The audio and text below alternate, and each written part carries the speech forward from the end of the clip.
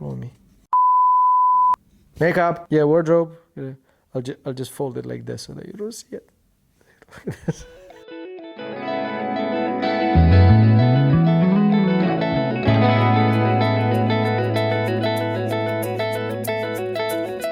We're doing design from the first time we did from our first kitchen. Our first kitchen actually was designed by us. Everything, all the drawings, the concept, everything was done by me. And then I would say 3-4 years probably into moving into the commercial space. While we were at home in the basement of our house, we didn't have a design team.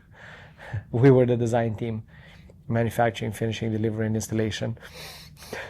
But after we moved into the commercial space, I would say about 3 years until we had our first draftsman. Yeah, and that's what we started with, drafting, somebody to help me with e-cabinets. And then it was chief architect, and now it's a lot more.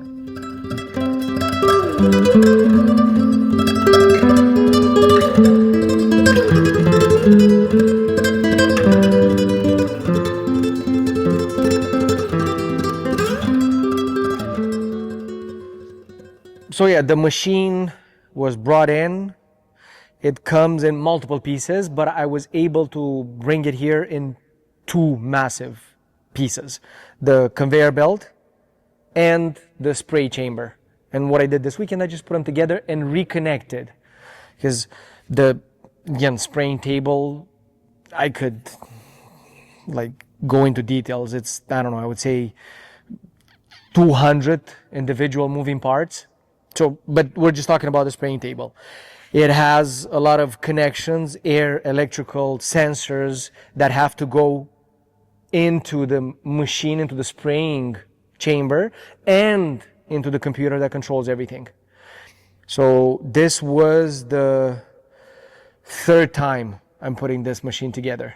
And even though I've done it every time and it had worked, every time I start putting it back together again, I'm a bit worried, am I gonna know everything? Am I gonna remember how to do it?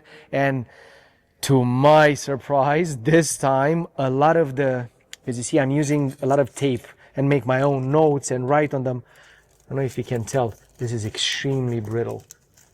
Wherever I remarked it so I can show you, this used to be like regular tape, but everything fell off the floor.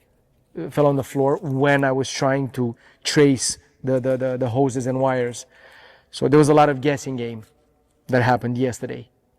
Because I think this happened because it was stored. I think this last stretch was almost 3 years that the machine has been stored. So most likely, I don't know, humidity or too dry or whatever. And I lost a lot of my markings.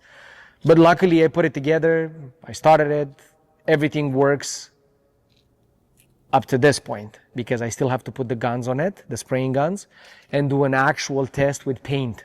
Because I've just finished fiddling with the sanding robot. And again, the sanding robot has the 3D scanner. This one has the light curtain, so that you know exactly where the machine knows exactly where the parts are being placed on the conveyor belt. There were some things with the wiring and where it should go in the computer that, because I just finished working with this one, it just automatically juggled my memory, and it was a lot easier to finish setting up this one just because I did the other one.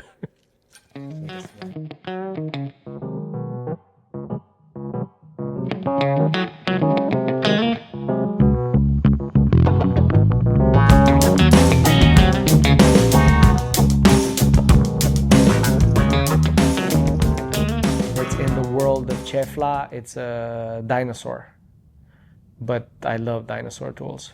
They're so good, even though again it's a spraying robot, right, with the scanning capabilities, pretty much the same setup that the brand new Chefla would have, but it's old. It's a 2006, but it's a workhorse. It's such a good machine. I cannot wait to start spraying with it, actually.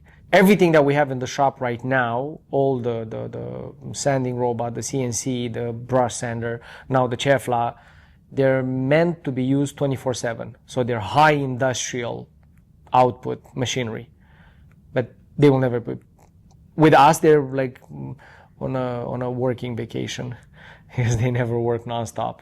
But it's good to use them because they have the ability to work nonstop. They have very fast output. So we could do our super custom one-off pieces extremely fast. So I'm okay with that. They don't have to work nonstop. You just have to do way higher quality products and a little bit less of it.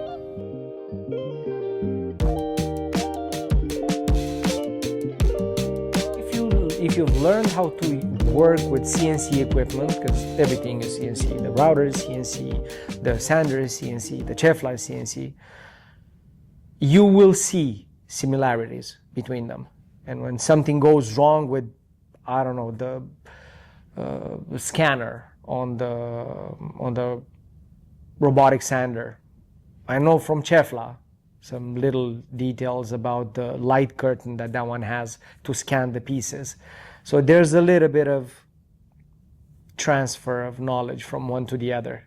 And yeah, it does help. Once you start going into the CNC world with equipment, it will be easy to figure out almost all of them.